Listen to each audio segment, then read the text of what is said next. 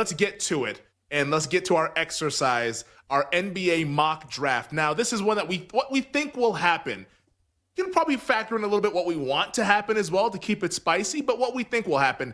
Number one, the Dallas Mavericks on the clock. PJ, this has to be Cooper Flag, right? You're not going to make the case for anyone else, are you? We can quickly move past this one. That especially with Nico at GM, they're taking Cooper Flag. Can't mess that up again. You never know. You never know with Nico. You might say Malowach. You might say Harper. You never know. Oh, man. Do you think they would lose their minds more if he didn't draft Cooper Flag? I think they might.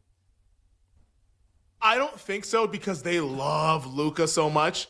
Yeah. And I think they would be so depressed that they would have no more emotion left. If it's not Cooper Flag, I think Mavericks fans are just like, all right, I'm gonna walk into the ocean. I think that's how that goes. They're not yelling, they're not rioting, they're not having the funerals like they had for Luka. There was literally a casket outside the arena when Luka got traded. It was that nuts, and they're still not over it. By the way, they're low key now Laker fans since they love Luka Doncic so much. But Cooper Flag at number one. Number two, San Antonio on the clock. Everyone's saying it's Dylan Harper. The betting market's saying Dylan Harper. I think it's Dylan Harper. PJ, any disagreement there? I mean, yeah, when you see a minus 10,000, I mean, it's pretty much the fact that Dylan Harper has the same amount of odds to go 2 as Cooper Flag does to go 1, I think tells you everything you need to know, right? So I would agree that Harper is going 2 to San Antonio.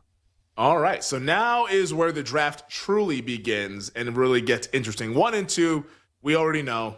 Flags with the Mavs, Harper's with the Spurs. The Sixers hold the number 3 pick. And I think just for fun, let's not do any trades. It's hard to project the trades, whatever. We'll just stick and pick. Every team will hold their pick. What do the Sixers do at 3? Now, there's a lot to choose from. VJ Edge comes on the board. Ace Bailey's on the board. Trey Johnson, Con Knipple. PJ, I'll give you first word on the 3rd overall pick. What do you think happens with Philly at 3?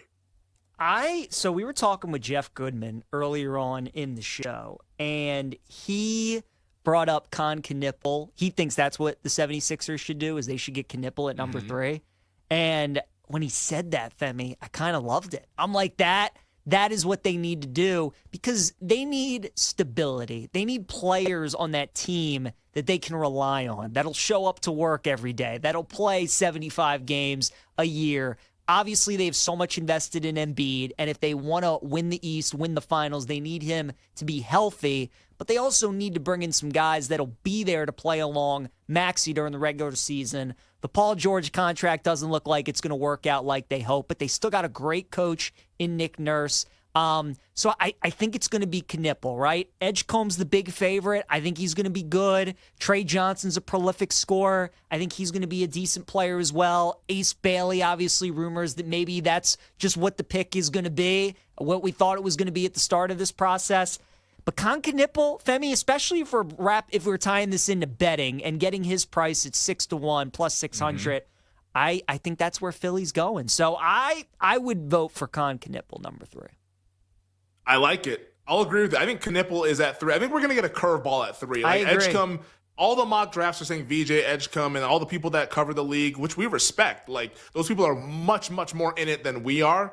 But I just don't think anybody really has a strong sense as to what Daryl Morey wants to do. This is not 1-to-1. It's not apples to apples. It's not like Orlando with the number 1 overall pick, and they end up taking Paulo when everybody thought it was going to be Jabari Smith up until 2 nights before the draft, and the betting market started going crazy, and it was the betting market versus Adrian Wojnarowski and that whole deal there. It's not like that, but I still think that this is just a lot of people thinking, well, Edgecombe makes sense if they don't like Ace Bailey, so let's do Edgecombe. I think Daryl Morey is liable to do something wild. I think outside of them taking, I don't know, Carter Bryant 3rd overall, there's not a whole lot that would surprise me at 3 for the Philadelphia Sixers if they're not able to find a trade partner. So I will go with Con Knipple because of the fit, and we'll put Knipple at 3rd overall for the Sixers. 4th overall on the board right now in our NBA draft. So off the board so far, Cooper Flag, we have Dylan Harper and Con Knipple. 4th overall, that pick is being held by the Charlotte Hornets. Knipple's off the board. That's the guy that everyone thinks will go to Charlotte. They have to pivot. Ace Bailey doesn't seem to be in play with the Charlotte Hornets. Trey Johnson definitely in play. But also, what about VJ Edgecombe, who now is sitting there at 4th overall out of Baylor? I feel like that's probably what they do. We were talking about this early in the show. The Hornets are a weird team to figure out, man. They've gotten so many of these high draft picks wrong. LaMelo's a nice player. Brandon Miller had a really good rookie year. Took a little bit of a step back this year. They could go in a bunch of different directions. If Edgecombe is still there, it feels like he's best player available. Ace Bailey's there, but does he want to go to Charlotte when it feels like there are ties to Washington there at 6? I told you earlier, I think Trey Johnson at plus 600. I think they want another prolific scorer because I think Charlotte is looking for a star. They need one. They need somebody there to just get that organization, that fan base, get somebody in there to get him excited. I mean, Charlotte really hasn't had like a perennial all-star. They've never had a superstar caliber player. So I think they swing for the fences a little bit. Edgecombe would probably be the safer pick, but I think there's a little more start potential with Trey Johnson, and they tend to do some unconventional things. So, Femi, fourth pick for me, I think would be Trey Johnson at plus 600. See, I think I'm going to go Edgecombe. And I'm going to fight you on this one. I think Edgecombe is the guy, just because the way everybody talks about Edgecombe is that, like, he's like one of the best people in the draft. Like, him and Malawach are the two guys that are like, oh man, like high IQ, high character. You want these guys in your organization. And you just mentioned it with Charlotte. Like Brandon Miller, he came into the NBA with a little bit of riffraff out of Alabama. You know, yep. LaMelo Ball, like he's not really seen as like the model citizen or whatever like that, like how he carries himself. So like I feel like Charlotte wants to turn a corner and become an actual serious organization instead of an unserious one. I think they build around someone like VJ Edgecombe, who's a dynamite athlete, has his head on his shoulders, gonna work really, really hard. Obviously has his flaws. Like he has his flaws definitely, but you can at least trust that this guy is going to be a professional day in, day out. I think they go with Edgecombe. They're surprised he's there at 4, and they say, you know what? Let's just take the guy that we can trust. And outside of the top 3 of Flagg, Harper, and Knipple, I think Edgecombe's the next guy that you can trust in this draft. I think that's fair because you know what? I think if we put him there at 4, then I think I feel good about Trey Johnson at 5 because Utah is selecting at 5.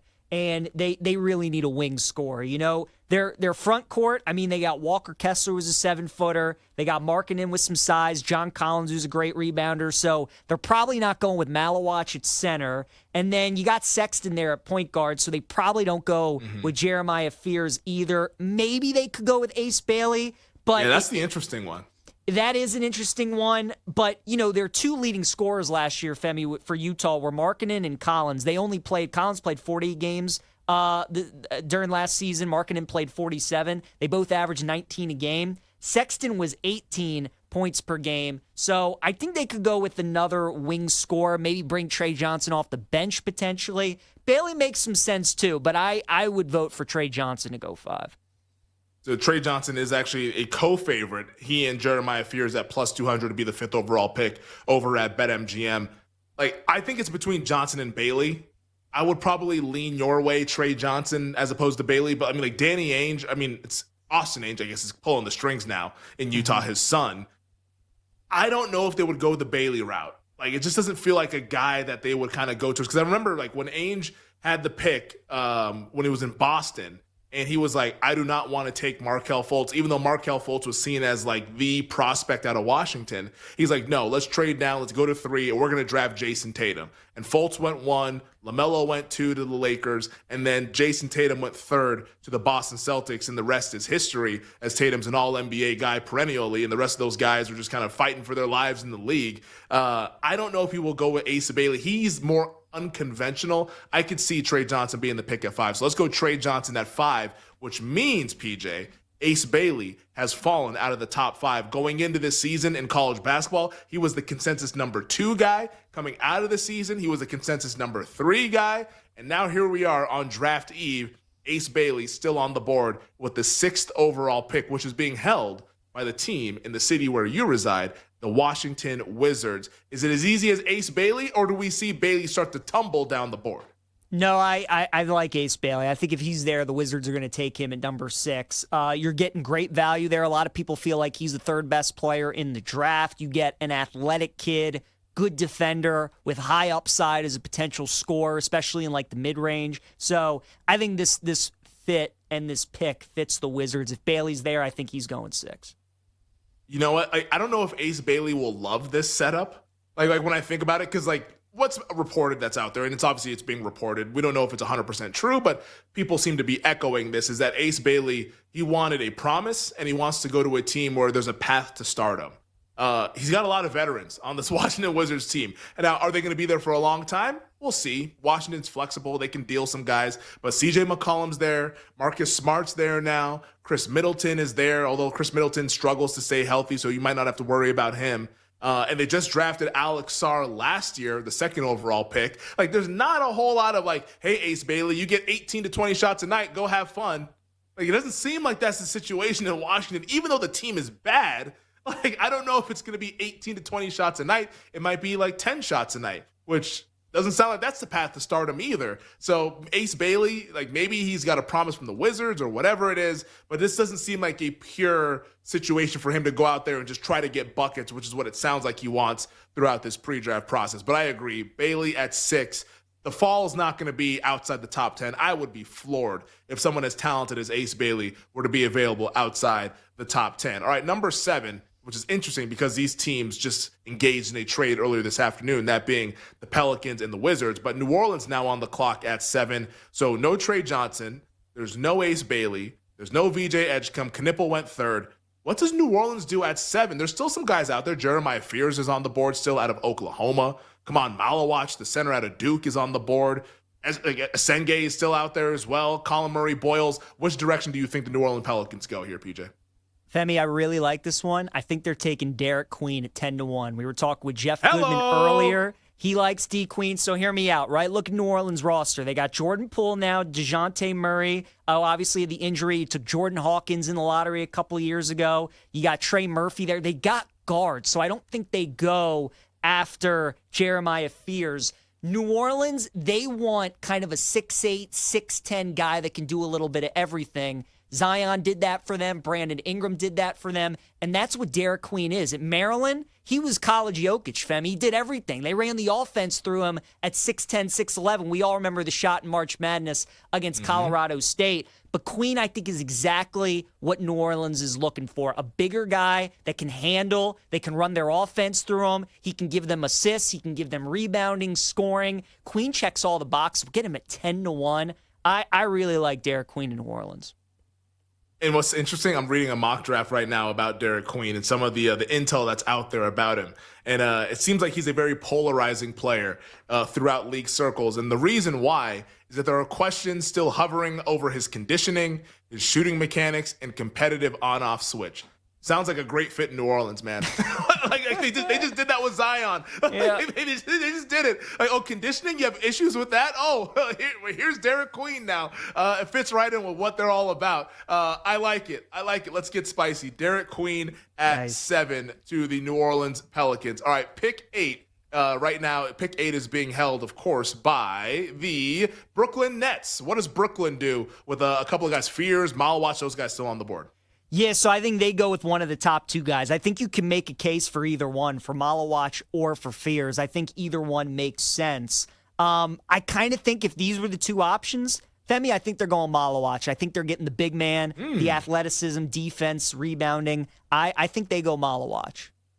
So Malawach at 8 to the Brooklyn Nets, although they have Daddy Clax out there. They do. Nick Claxton. And maybe they want to get some more rim protection for the Brooklyn Nets. Number 9, the Toronto Raptors. Jeremiah Fears starting to tumble down the board here a little bit. He is. The Raptors were tough. I almost thought about going off the board with the Raptors as well and getting a little bit nuts. See, this is the problem with betting the draft is guys that I'm high on that I don't know if the teams are. I was eyeing Igor Demin out of BYU, 6'8" point guard. They love those types, the Scotty Barnes, the RJ Barretts, like guys like that. So I think he's interesting, but maybe they go Fears here at 9. So Fears at 9. Let's go Demin at 10. Let's do that. Let's go Demin goes Rockets. to Phoenix at 10. Right? Phoenix, The Phoenix Suns. That was the pick that the Rockets traded to Phoenix. And of course, the Kevin Durant trade. Hear about that one?